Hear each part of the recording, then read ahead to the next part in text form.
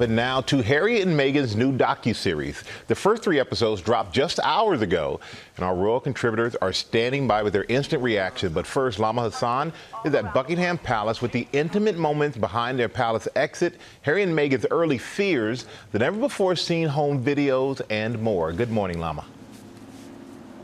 Yeah, good morning to you, Michael. We're getting unprecedented access to Harry and Meghan in these episodes.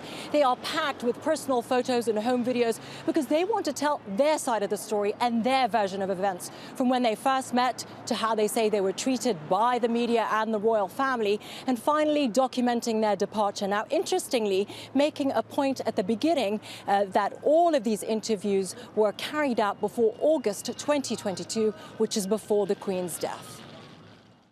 This is a great love story. And the craziest thing is that I think this love story is only just getting started. Overnight, Netflix dropping the first 3 episodes of the much-anticipated series Harry and Meghan. So much of what Meghan is and how she is so similar to my mum. She has the same compassion, she has the same empathy, she has the same confidence. She has this warmth about her. Showing intimate home videos, the couple revealing how they met on Instagram. Someone who was a friend had this video. It was like a Snapchat. Oh gosh, just that whole thing. It started like with dog ears. Dog ears. And that was the first thing I was like, who is that? But from those early days of secret romance, the series turns to the issues the couple faced. And I said to her, I remember this very clearly, that this is about race. And Meg said, Mommy, I don't want to hear that. I said, well, you may not want to hear it, but this is what's coming down the pike. The pressure on Harry and Meghan, they say, was unbearable, the couple documenting their departure from royal life. They are destroying us. My job is to keep my family safe. And now they're opening up about what they went through.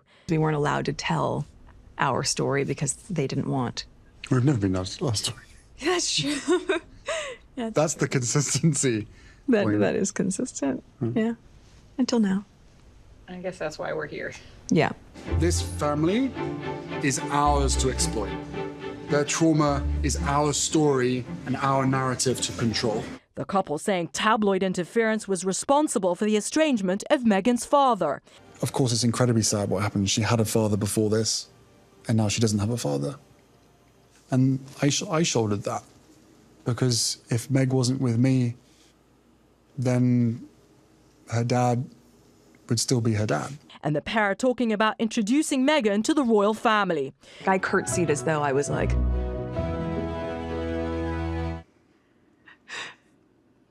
pleasure to meet you, Your Majesty. Their first meeting with his brother William and his wife Catherine, also rather formal, according to Meghan. Even when Will and Kate came over and I had met her for the first time, they came over for dinner. I remember I was in ripped jeans and I was barefoot. It's like I was a hugger. I've always been a hugger. I didn't realize that is really jarring for a lot of Brits. I guess I'd started to understand very quickly that the formality on the outside carried through on the inside, but that formality carries over on both sides. And that was surprising to me. Now, Netflix also pointing out that the royal family declined to comment on the series, but palace sources say this claim is wrong and they are not aware of any approach to Buckingham Palace. Now, the second and final installment of the docuseries drops next week, so brace yourselves for more revelations. George. Okay, Lama, thanks for bringing our royal contributors, Victoria Murphy, Robert Jobson. Robert, you've seen all 3 episodes so far. What do you think? George, I thought it's inevitably quite self-indulgent. I didn't think it dropped any major truth bombs like the Oprah interview. It really was, in places, quite difficult to watch. I thought some of the early footage when they were talking into their phones where Meghan was there with no makeup on, a towel on her head, you know, these seemed like the early stages to me of what you should be, talking to a professional and give them help. I just thought it was quite painful to watch. But in other areas, they're telling their story.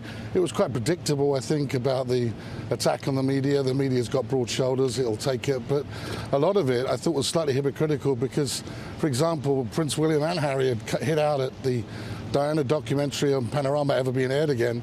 William had said that after the Dyson report over here that criticised it as deceitful, yet they use footage in this documentary of the Diana Panorama interview. So slightly hypocritical in that respect. You share that tough assessment, Victoria?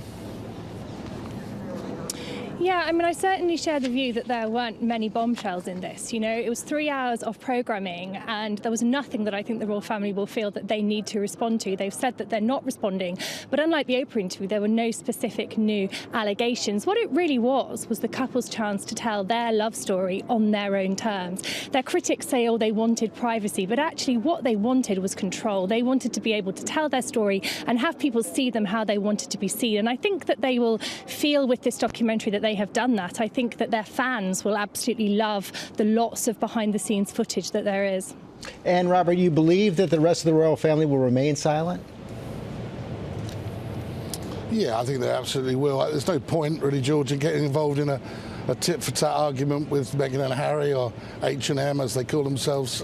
But the reality is they've gone their own way. They've got their viewpoint. They have played the race card a little bit in this documentary, which, you know, the royal family could hit back at and say we're going to try and do better. But there's no real point. They're doing that anyway. I think the King and Prince William will stay silent and just get on with doing what they do in actions rather than words. And frankly, this is one thing I did think, George, was that I found it quite, as I say, difficult to watch in places, because I think that there were times in that documentary where Harry didn't know what day of the week it was. Meghan looked really at a loss, and I'm not sure over the long term that they're going to look back at this as their finest hour. Victoria, how about the reaction of the British public? Well, it's early days yet. You know, people are just sort of waking up and getting to this. I think we'll see a reaction come in over the next 24 hours. But I would say there's nothing in there that I think will move the dial as far as public opinion goes. Meghan and Harry do tend to polarise opinion. They've got their staunch supporters who I think will love all the elements of this, so they get to see more of Harry and Meghan. Then they've got their critics who I think will talk about privacy, who I think will say they're saying what they've said before, they're criticising, they're portraying themselves as victims, and I think people will criticise them for that. So I can't see anything here that I think will really move the dial. Victoria Murphy, Robert Jobson, thanks very much. Well, hey there, GMA fans. Robin Roberts here. Thanks for checking out our YouTube channel. Lots of great stuff here. So go on, click the subscribe button right over here to get more of awesome videos and content from GMA every day, anytime. We thank you for watching, and we'll see you in the morning on GMA.